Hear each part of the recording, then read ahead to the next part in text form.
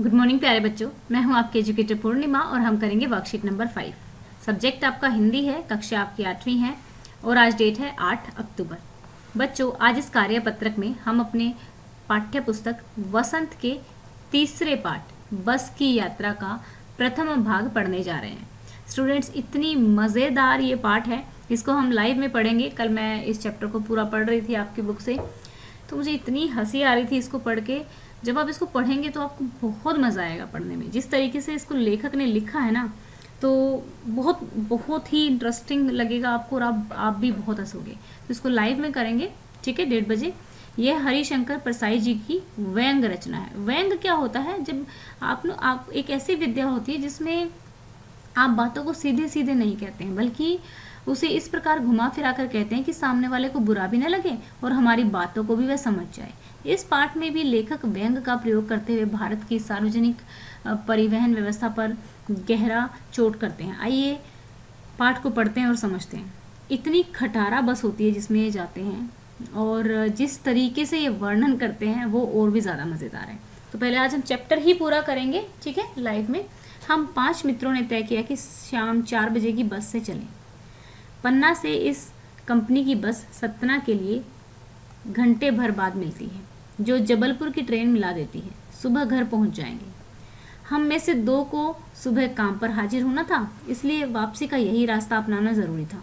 लोगों ने सलाह दी कि समझदार आदमी इस शाम वाली बस से सफ़र नहीं करते।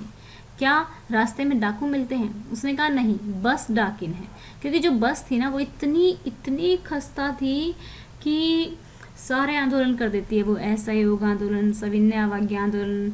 लेखक जब आप इस चैप्टर को पढ़ेंगे तो कहते हैं कि हमें ये नहीं पता था, बस जो है उसके सारे पुर्जे हिल रहे होते हैं, ठीक है।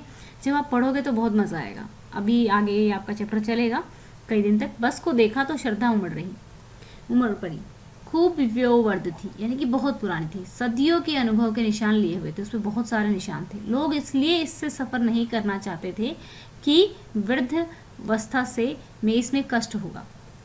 यह बस पूजा के योग्य थी, उस पर सवार कैसे हुआ जा सकता है, ठीक है। तो ये एक व्यंग किया उन्होंने कि भाई इतनी पुरानी बस में कोई क्यों ट्रैवल करेगा, क्यों जाएगा।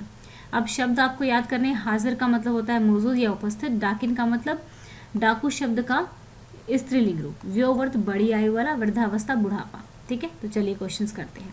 लेखक ने बस से यात्रा करने का निर्णय क्यों लिया था? लोग इसलिए इसे सफ़र नहीं करना चाहते कि वृद्धावस्था में इससे कष्ट होगा। यह बस पूजा के योग्य थी। खूब, फिर लास्ट में लिखना है, यहाँ तक लिख के फिर लिखना है खूब व्योवर्ध थी, ठीक है। ये भी लिखना है लास्ट में, ठीक है ना। उस पर कैसे सवार हुआ जा सकता है।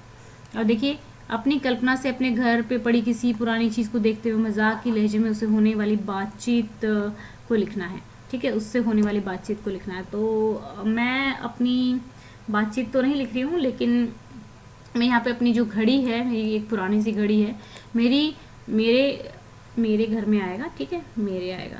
घर में घड़ी इतनी चमत्कारी है कि आपको पुराने समय में वापस ले जा सकती है और भविष्य में ले जाने के लिए बस आपको इसका सर थपथपाना पड़ेगा। यानी कई बार होता है ना, हमारा जो क्लॉक होता है, तो ऐसे वाला क्लॉक जो होता है वो कई बार चलने लगता है, अगर उसको मार दो तो, है ना, ऐसा होता है। ऐसे थोड़ा थोड़ा हिला दो तो चलने लगता है। तो ऐसे प्रकार की, इसी प्रकार के आपको कोई कुर्सी लिख देना है, कुर्सी झूला झुलाती है, बहुत पुरानी है, इस तरीके से आपको लिखना है, ठीक है students. Thank you, have a nice day, may God bless you.